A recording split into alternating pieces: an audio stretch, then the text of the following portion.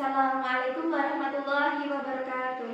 Waalaikumsalam warahmatullahi wabarakatuh. Baiklah, sebelum kita memulai pembelajaran, alangkah lebih baiknya kita berdoa terlebih dahulu. Bismillahirrahmanirrahim. Allahumma inni istaudatuka ma qara'tu wa ma kafatuhu wa ma fahimtuhu fardhuhu ilayya ila hajati ilaihi wa sallallahu ala sayyidina Muhammad wa ala alihi wasallam. Baiklah, nanti jangan lupa murid-murid semua silahkan absen di Google Classroom yang sudah Ibu sediakan di kolomnya. Jadi nanti silahkan tulis nama lengkap beserta nomor absennya. Kemarin kita sudah membahas materi tentang makanan yang haram dan juga makanan dan minuman haram dan halal. Haram dan halal apa itu? Kita akan mengulasnya sedikit untuk mengingat memori kita yang kemarin. Jadi makanan yang haram itu adalah makanan yang tidak diperbolehkan oleh Allah untuk kita konsumsi. Ketika kita mengkonsumsi itu nanti akan menimbulkan madarat kepada kita. Nanti kita akan mendapatkan dosa pula. Madaratnya itu seperti ketika kita memakan makanan yang haram, di dalam tubuh kita itu serasa mengalir kejahatan di dalam darah. Kita menjadi lebih jauh daripada Allah, kita lebih mudah melakukan maksiat. Jadi seharusnya kita itu menghindari makanan-makanan yang haram, yang diharamkan oleh Allah. Lalu makanan yang halal, apa itu makanan yang halal? Makanan yang halal adalah makanan yang diperbolehkan oleh Allah untuk kita konsumsi. Jadi ketika kita mengkonsumsi makanan yang halal, maka kita akan mendapatkan manfaat dari segi kesehatan, dari segi keberkahan. Jadi kita itu akan semakin dekat kepada Allah dan kita tentunya tidak akan membuat dosa dari memakan makanan yang halal. Lalu bagaimana penggolongan antara makanan yang haram dan halal? Kita bisa melihatnya dari dua sisi. Yang pertama adalah dari sisi asal muasal makanan tersebut. Yang kedua adalah dengan cara kita mengetahui bagaimana cara mendapatkannya. Yang pertama itu mengenai asal muasal makanan tersebut.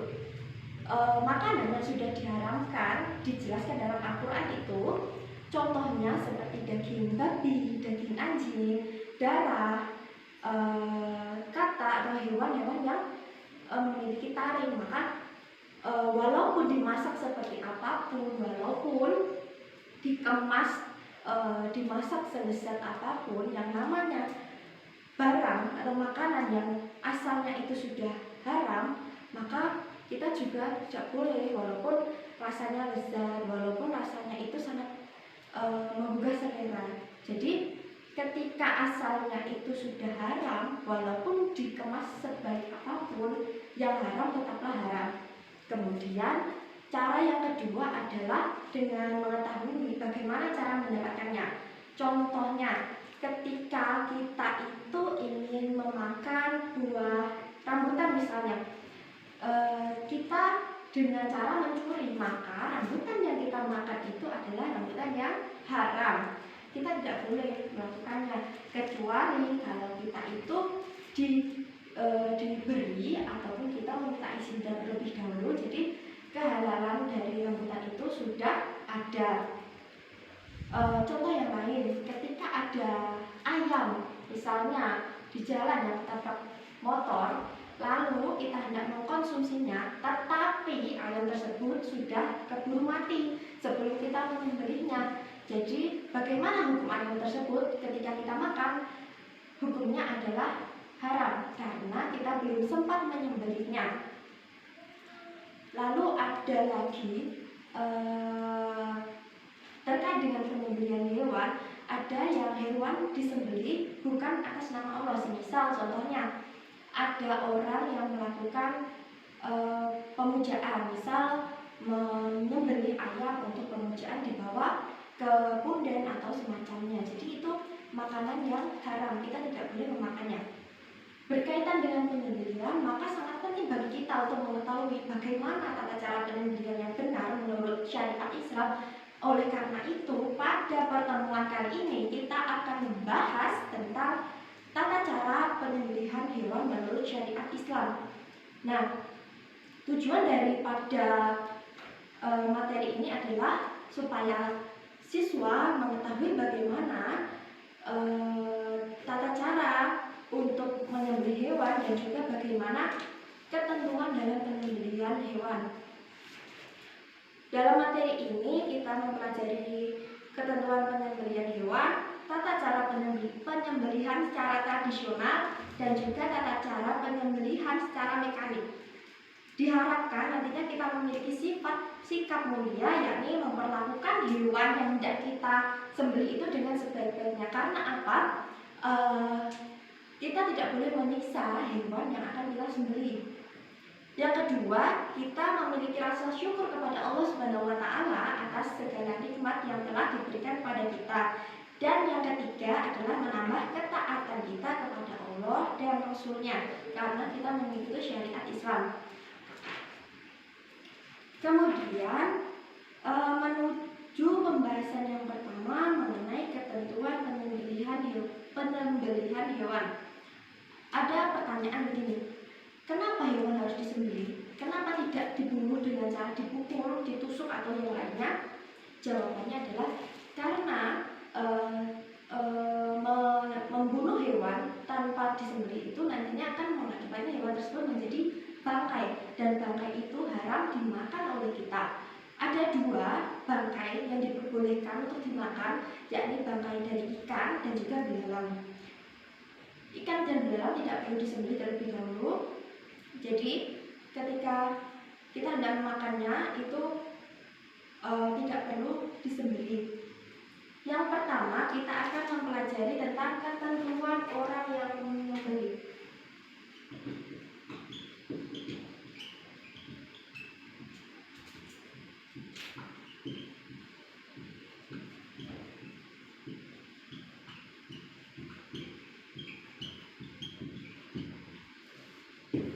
Yang pertama itu adalah penyembelih beragama Islam.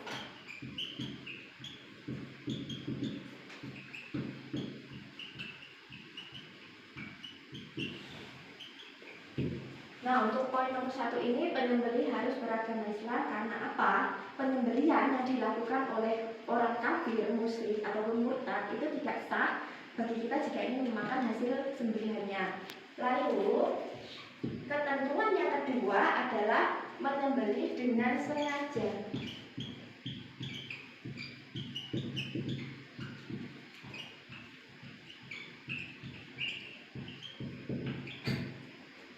Menyembelih dengan sengaja ini maksudnya adalah ketika menyembelih hewan harus dalam keadaan sadar. Kita tidak boleh dalam keadaan mabuk atau keadaan sedang mengigau setelah bangun tidur. Jadi kita itu harus dalam keadaan sadar. Karena apa? Dalam penyembelihan itu harus dengan serius dan juga fokus. Kita tidak boleh mempermainkan hewan yang hendak disembelih. Kita harus segera menyegerakan penyembelihan agar hewan tersebut tidak mengalami kesakitan yang lama. Lalu ketentuan yang nomor 3 adalah penyembelih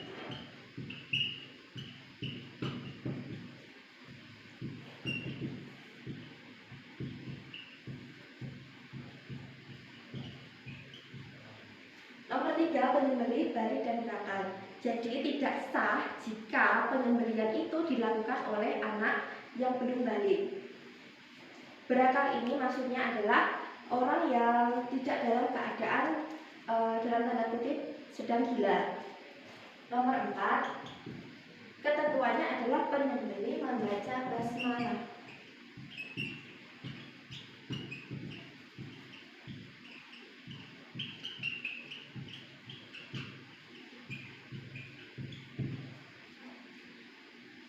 Kenapa menyembelih harus membaca basmalah? Karena dalam lafaz basmalah itu adalah menyebut nama Allah.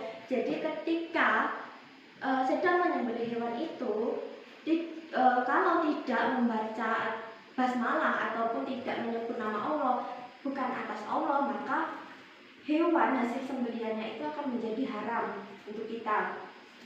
Selain baca basmalah, kita penyembelih juga disunahkan untuk membaca sholawat dan juga membaca takbir sebanyak 3 kali. Dalam sabda Rasulullah SAW, An Anas radhiyallahu anhu qala Dohan Nabiyyu sallallahu alaihi wasallam bika ini akrona ini dabahahuma amlahaini biyadihi wa sama berkat baro wa doa lahu ala sofahi hima. Riwayat Bukhari dan Muslim. Artinya diriwayatkan dari Anas radhiyallahu anhu, katanya Nabi Shallallahu Alaihi Wasallam telah mengorbankan 2 ekor kibas berwarna putih agak kehitam-hitaman dan bertanduk. Baginda menyembelih keduanya dengan tangan baginda sendiri sambil menyebut nama Allah, bertakbir dan meletakkan kaki baginda di atas belikat keduanya. Hadis riwayat Bukhari dan Muslim. Untuk yang kedua adalah ketentuan hewan yang akan disembelih.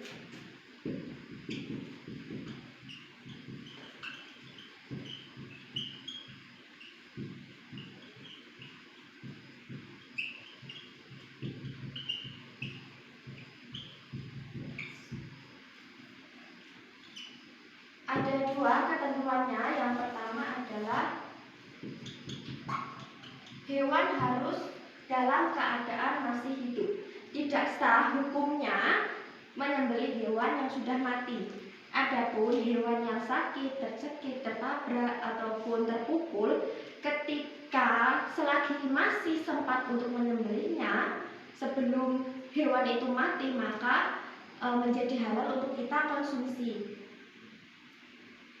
Dalam surat Al-Maidah ayat 5 Allah berfirman, Hurimat alaikumul maitatu waddamu walahmul khinziri wa ma uhilla li ghairillahi bihi wal munkhaniqatu wal mawqudatu wal mutaraddiyatu wan natihatu wa ma akalas sabu illa ma dakkaitum. Yang artinya diharamkan bagimu memakan bangkai, darah, daging babi, dan daging hewan yang disembelih bukan atas nama Allah, yang tercekik, yang dipukul, yang jatuh, yang ditanduk, dan yang diterkam binatang buas kecuali yang sempat kamu sembelih. Jadi ini sudah jelas apa saja yang diharamkan bagi kita. Lalu untuk ketentuan yang kedua bagi hewan yang akan disembelih adalah hewan yang termasuk hewan halal. Hewan yang haram dikonsumsi seperti katak, babi, anjing, dan sebagaimana tidak sah disembelih. Hewan yang selain hewan yang haram-haram tadi bisa untuk disembelih. Lalu untuk ketentuan yang ketiga, yakni ketentuan tentang alat penyembelih.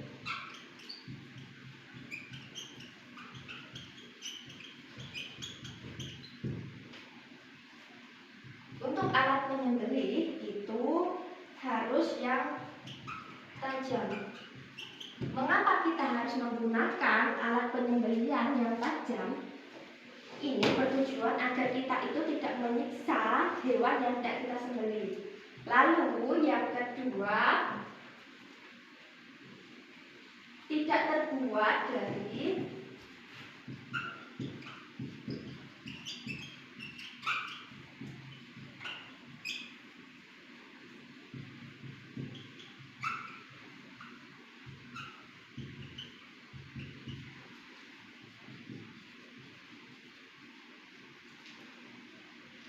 yang kedua adalah tidak terbuat dari tulang, gigi, dan juga kuku. Lalu yang ketiga, ketentuan yang ketiga adalah alat yang digunakan boleh dari besi, baja, bambu atau apa saja, bambu, dan lain-lain. Dengan catatan semua benda yang digunakan untuk menyembelih itu harus benda yang tajam. Tujuannya agar tidak menyakiti hewan yang akan kita sembelih. Lalu yang keempat atau yang ke D,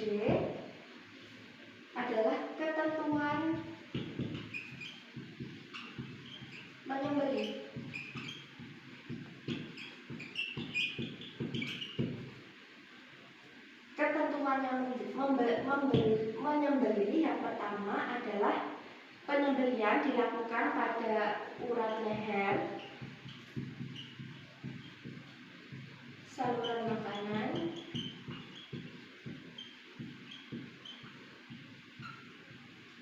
dan saluran pernapasan.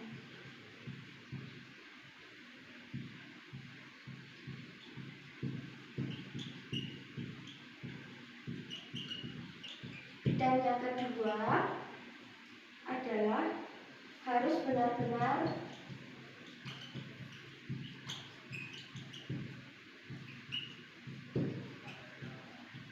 terpotong. Jadi pada intinya ketentuan ketika menyembelih itu adalah kita harus memutuskan urat leher, saluran makanan, dan saluran pernapasan.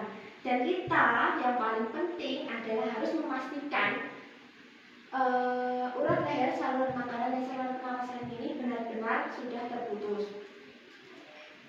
Kemudian selanjutnya kita akan membahas tata cara penyembelihan hewan.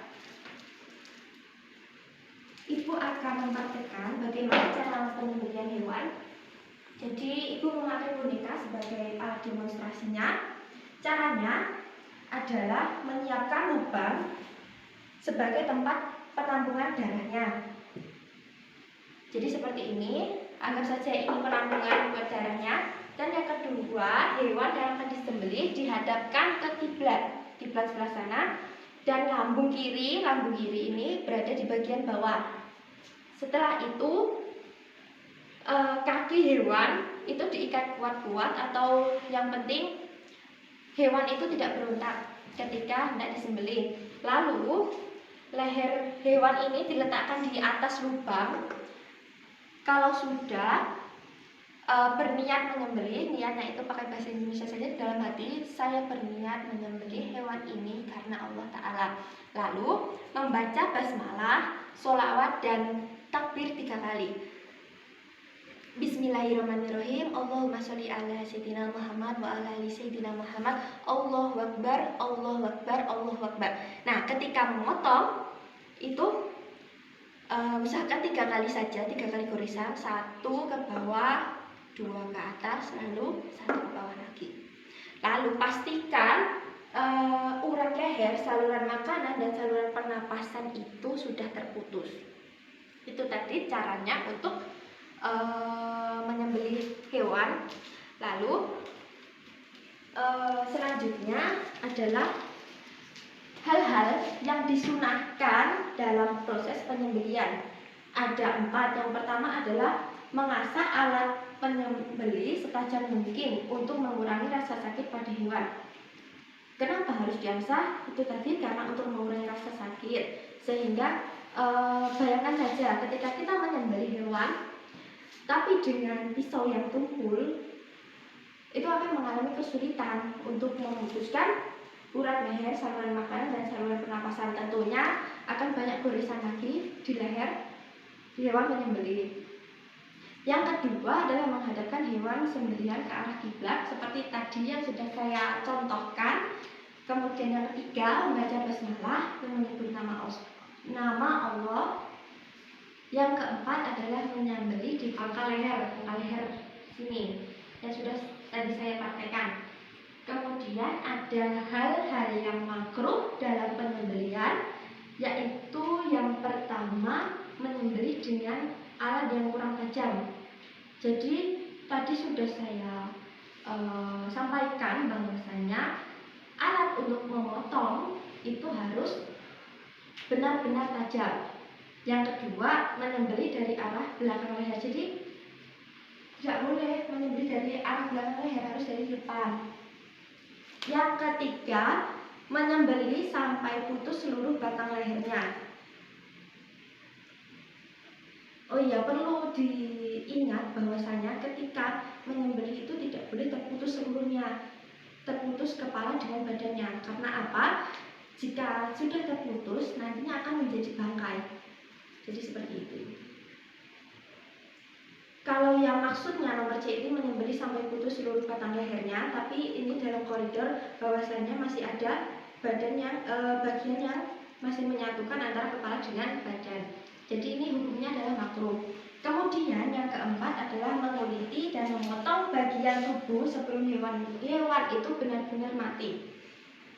Jadi perlu dipastikan ketika menyembelih itu hewannya harus benar-benar sudah mati, baru kita bisa menguliti. Jadi kita perlu menunggu sejenak, kita pastikan bahwa hewan yang kita sembelih tadi sudah mati. Kemudian tadi adalah cara penyembelihan secara manual. Sekarang kita akan belajar tata cara penyembelihan secara mekanik. Hampir sama, hanya bedanya kalau manual itu kita menggunakan pisau sendiri, kita memotong sendiri. Tapi kalau penyembelihan secara mekanik itu adalah menggunakan mesin. Caranya yang pertama, pastikan mesin pemotong itu sudah menyala. Yang kedua, siapkan hewan yang akan disembelih. Yang ketiga, penyembelih berniat untuk menyembelih seperti tadi yang sudah saya contohkan. Yang keempat, membaca basmalah, sholawat nabi dan takbir 3 kali. Yang kelima, masukkan hewan ke dalam mesin pemotong. Itu tadi materi mengenai tata cara penyembelihan hewan. Untuk pertanyaan apabila kurang jelas bisa ditanyakan lewat forum diskusi di Google Classroom. Nah, untuk tugasnya silakan nanti siswa untuk membuat video mengenai tata cara penyembelihan hewan. Bisa menggunakan media apa saja, bisa seperti ibu tadi menggunakan boneka atau terserah, yang penting bisa menggambarkan bagaimana tata cara penyembelihan hewan menurut syariat Islam. Baiklah, mungkin cukup sekian yang dapat Ibu sampaikan. Mohon maaf jika banyak kekurangan. Akhirul kalam, wassalamualaikum warahmatullahi wabarakatuh. Waalaikumsalam warahmatullahi wabarakatuh.